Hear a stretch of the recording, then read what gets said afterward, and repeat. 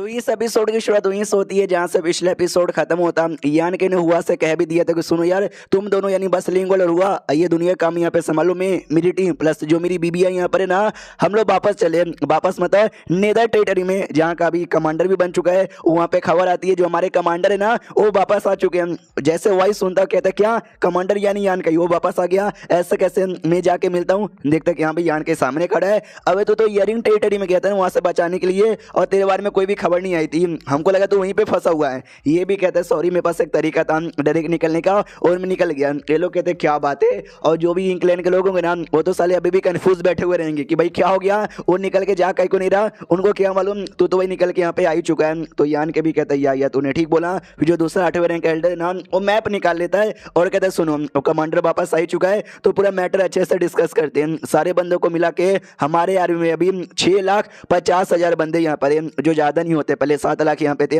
50,000 हमारे जा चुके। और रही बात 8वें रैंक के बंदों का, तो 50 लगभग 8वें रैंक के बंदे हैं। हाँ लेकिन जो दुश्मन यानी इंग्लैंड ना उनमें 50 से भी ज्यादा यहाँ पर है। तो यान की पूछता कि सुनो यार, एक टेटल लॉर्ड था उनका जिसके 6 हाथ यहाँ पे थे, क्या वही है क्या जो इस एरिया की इंग्लैंड की आर्मी को लीड यहाँ पे किया जा रहा है? ये लोग कहते यस वही है। क्यों क्या होगा? तुमने कहीं को पूछा? यान के बता था कि नहीं, अगर वही उनका लीडर है तो एक काम करते हैं लीडर को मार डालते हैं यार। जब लीडर मर जाता है तो बाकी टीम ऑटोमेटिक कमजोरी यहाँ पे बन जाती है। वही कहता हाँ यार ये दिमाग मतलब ये आइडिया हम सबके दिमाग में आया था, तो मैंने और ओई अंग ने उसको मिलकर मारने की भी कोशिश यहाँ पे की, लेकिन यार वो बड़ा कमाल का है, उसको मारना काफी मुश्किल है, हम मार नहीं पाए। और लड़ाई में भी कभी कभार ही आता है, जब आता है ना दूर से यहाँ पे देखता है और लड़ने का भी आगे आता ही नहीं है, तो उसके पास ही पहुंच पाना वही काफी मुश्किल है। और दूसरा जो 8वें रैंक का बंदा था ना वो भी कहता है क्या अगर हमने उसको जान से मारी भी दिया तो भी ज्यादा फर्क यहाँ पे नहीं पड़ेगा, क्योंकि उसके अंदर है ना और 3-4 टेटल लॉर्ड यहाँ पे आता है जिसकी पावर उससे बस थोड़ी सी कमी यहाँ पर है। उसको जहां से मारा और जो थोड़े बहुत जो आते हैं ना उनमें से कोई नया लीडर यहाँ पे बन जाएगा तो कोई मतलब नहीं है।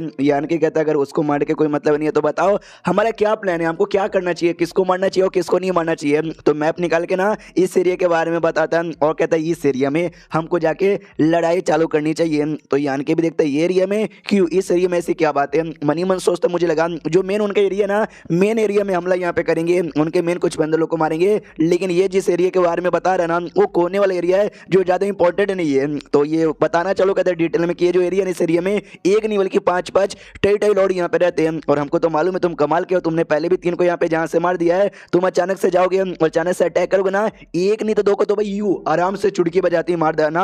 और तुम अकेले नहीं जाओगे, 8वें रैंक के ढेर सारे जो लोग हैं ना तुम्हारे साथ यहाँ पे जाएंगे, तो सबके साथ मिलकर तुमने फाइट यहाँ पे किया। मैं लिख के बोलता हूँ एंड में ना तुम 5 के 5 यहाँ पे मार सकते हो, जो भी छोटे मोटे के 6ठे और 7वें रैंक के इंग्लैंड के लोग रहेंगे ना उनको भी मारेंगे और इस एरिया पे कंप्लीटली हम कब्जा यहाँ पे कर लेंगे और मेन एरिया को बाद में देखेंगे। तो बोलो तुम्हारा क्या विचार है? जो सुनते यान के पहले सोचता है और कहता है करेक्ट है, जो तुमने बोला ना हम वैसा ही करेंगे। और यान के अपने बारे में सोचते कि मैंने क्या प्लान बनाया था, मैंने ये प्लान बनाया था जो मेन एरिया ना मेन एरिया में जाते, लेकिन मेन एरिया में जाके ज्यादा फायदा नहीं होगा, वो मेन एरिया है ज्यादा बंदा लोग का ना ध्यान वहीं पर रहेगा, वहां पे ढेर सारे और टेटल लॉर्ड यहाँ पर रहेंगे। जाऊंगा तो मुश्किल से 1 या 2 को यहाँ पे मार पाऊंगा और फिर ना जाके हमको वापस आना पड़ेगा। लेकिन ये जो एरिया ना यहाँ पे टोटल 5 है और ये मेन एरिया नहीं है, तो जाहिर सी बात है ज्यादा ध्यान यहाँ पे नहीं रहेंगे, तो हम 5 को भी जहां से मार के पूरे एरिया पे भी कब्जा यहाँ पे कर सकते हैं। हाँ तो ये एरिया पे जाने का प्लान सबसे बढ़िया यहाँ पर है, जाके इन्फॉर्म कर दो, तो अनाउंसमेंट कर दिया जाता है या सजाओ और जाकर ना बाकी जो भी 8वें रैंक के बंदे उनको यहाँ पे बता दो। फिर यान के भी वहां से निकल जाता है। जैसे यान के निकलता है वाई और जो दूसरा 8वें रैंक का बंदा है कॉन्ग जिसका नाम है, वो लोग डिस्कस करने लग जाते कि अगर यान के 9वें रैंक पे जाता ना यार हम इंसानों को बहुत ही ज्यादा सपोर्ट यहाँ पे हो जाता, लेकिन जो किस्मत यहाँ पर है ना किस्मत कई बार रोक देता है। तो वाई भी कहता है जो चीज हो ही नहीं सकता उसके बारे में बात करके कोई मतलब ही नहीं है, मैं चला, इतना बोल के वहां से निकल जाता है। अब यहाँ पे आता है किसी बैटल फील्ड में जहाँ पे लड़ाई वड़ाई चालू थी, हमारे जो इंसान है ना इंग्लैंड को मारे जा रहे थे और तभी उनका एक मेंबर यहाँ पे था, उसके पास खबर आती है कुछ तो भी अपनी बाकी बंदे लोग से कहते लड़ाई करते रहो, मेरे पास कुछ खबर आया मैं चेक करने के लिए चला। इतना बोलकर चेक करने के लिए किसी कोने में आ जाता है और जैसे उस कोने में आता है जैसे इंफॉर्मेशन चेक यहाँ पे करता है और वापस से आता है उसी टेरिटरी के अंदर जिस टेरिटरी के अंदर यान के जाने वाले थे, वहां पे भी है ना वो इंसान लोग लड़ाई कर रहे थे। तभी एक बैटल शिप आता है जो कि यान के ने ऐसा बोला था ना कि जाने का सपोर्ट करने का, वो लोग यहाँ पर आए थे। तो जो बंदा पहले से यहाँ पे मौजूद था ना वो भी कंफ्यूज भाई ये इंसान लोग यहाँ पे क्या करने आ रहे हैं। तभी माइंड टू माइंड बोला जाता है कि गैरिसन जी टेंशन यहाँ पे मत लीजिए, हमारे आर्मी कमांडर का ऑर्डर यहाँ पे आने का और आतिन की बैंड बजाने का। तो गैरिसन यानी एक 8वें रैंक के चेन नाम का बंदा था, वो भी देखते गैरिसन यानी यान के ने ऑर्डर यहाँ पे दिया, वो ईयरिंग टेरिटरी के अंदर गया था और वापस नहीं आया था, इंश्योर वो वापस आ चुका है। वही तो सोचो ईयरिंग टेरिटरी के अंदर कैसे फंसा रह सकते हैं। चलो अब ये लोग भी आ जाएंगे तो बहुत ही जल्दी हम लोग भी जीत सकते हैं। तो ये लो इतना बोल कर ना वो जो डिवाइन भाला यहाँ पे था, वो जिसके अंदर प्यूरिफिकेशन लाइट है, वो निकाल के हमला करने लग जाता है। तो जो पांचों टेट लॉर्ड है ना, वो भी दूर से नोटिस करते, कह रहे यार ये भाला ये हमारे लिए बहुत ही ज्यादा बुरा है। दूसरा भी कहता यस, याद है क्या, ग्रेट रिस्ट्रिक्शन एरिया के अंदर जहाँ पे चांग कहता उसी भाले से हमला करके हमारे ढेर सारे रॉयल लॉर्ड और टेट लॉर्ड को भी यहाँ पे मारा गया। एक लड़की वाली यहाँ पे थी, वो भी कहती हाँ यार इतना देर से यूज नहीं कर रहे थे, अब अचानक से कैसे यूज करने लगे। तो चौथा यहाँ पे बताता है कि वेल यार क्योंकि उनकी बैंड बच चुकी है, टेंशन यहाँ पे मत लो, उन्होंने भाला एंड में यूज किया जब उनके पास यूज करने को कुछ भी यहाँ पे नहीं बचा है, यानी हमारे जीतने का भी पूरे चांसेस है। जो सुंदर फीमेल वाली भी कहती है कि अरे हाँ एग्जैक्टली ठीक यहाँ पे बोला, उस समय भी एंड में उन्होंने यूज किया था, इस समय भी जब इनकी हालत खराब हो चुकी ना तो एंड में यहाँ पे यूज कर रहे हैं। और अभी भी है ना हम लोग यहाँ पे जीत सकते, जीतने के हमारे पूरे चांसेस है।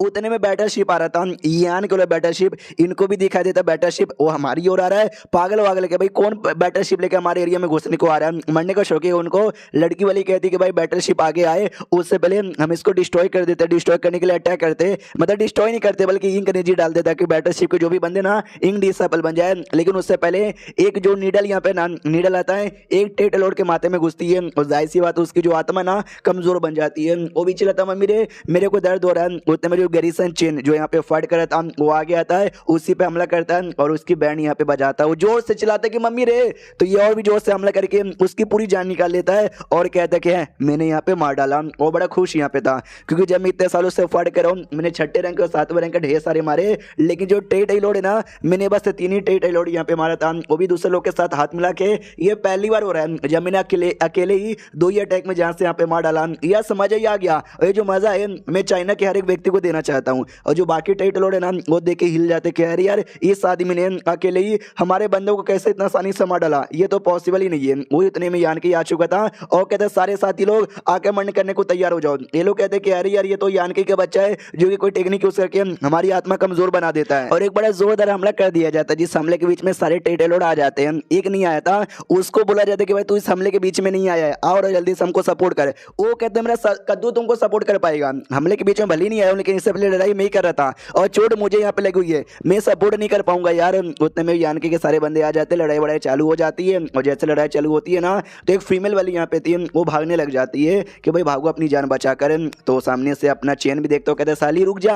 तो यानकी बोलते तुम बाकियों के साथ फाइट करो, उसका पीछा मैं करता हूँ। तो यानकी उसके पीछे पड़े रह जाता है। ये सोचते हो कि यहाँ पे 5 में से 1 को तो हमने मरवा डाला, 4 यहाँ पे बचे, अब चारों को हमको मारना ही पड़ेगा, एक भी जिंदा जाना नहीं चाहिए। तो उसके पास आ जाता है। वो लड़की भी कहती है अच्छा तू मेरे पास आएगा क्या, चल यहाँ पे फाइट करते हैं। और तो वो फाइट करने लग जाते, जो बाकी बंदे फाइट करने अपने लग जाते। तभी एक दूसरा बंदा था ना वो चेन से कहते कि शिट यार हमारा जो भाला है ना, भाला एक ही बचा हुआ है और प्यूरिफिकेशन लाइट नहीं है तो और भाला तैयार नहीं कर सकते। तो चेन कहता टेंशन का को लेता है, यान के आ गया उसके पास ना लाइट बहुत सारा यहाँ पर है, वो हेल्प यहाँ पे कर देगा। हम बस लड़ाई पे ध्यान देते, एक भी जिंदा रहना नहीं चाहिए। तो आते पे लड़ाई की और यहाँ पे सारे लाइट वाइट यूज किए जा रहे, मारे यहाँ पे जा रहे हैं। वो लोग नोटिस करते शिट यार ये लोग तो लाइट यूज करके मेरी पावर यहाँ पे कमजोर बना देते, मैं तो टिक नहीं पाता। तो एक और की मौत हो जाती है और ये वीडियो यहीं पे खत्म, यानी 5 में से 2 मारे गए। देखते बाकी तीनों कितना जल्दी मिलते हैं। मिलते किसी और वीडियो में, जब तक के लिए बाय बाय।